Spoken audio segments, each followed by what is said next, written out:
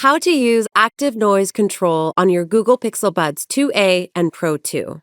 Using active noise control with Pixel Buds 2a and Pro 2, when you find yourself in noisy environments, you can select between noise cancellation, which blocks outside noise, and transparency mode, which lets sound in so you can hear the world around you.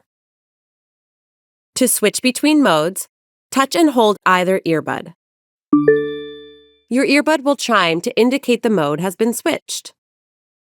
If you have Pixel Buds Pro 2, in the app, you can also select Adaptive Audio Mode, which subtly and automatically optimizes volume based on the noise level of your environment.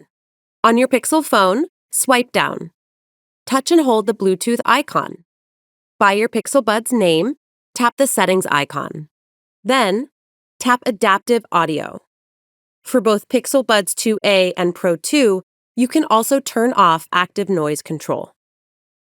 For non-Pixel Androids, open the downloadable Google Pixel Buds app, then choose the active noise control mode you prefer.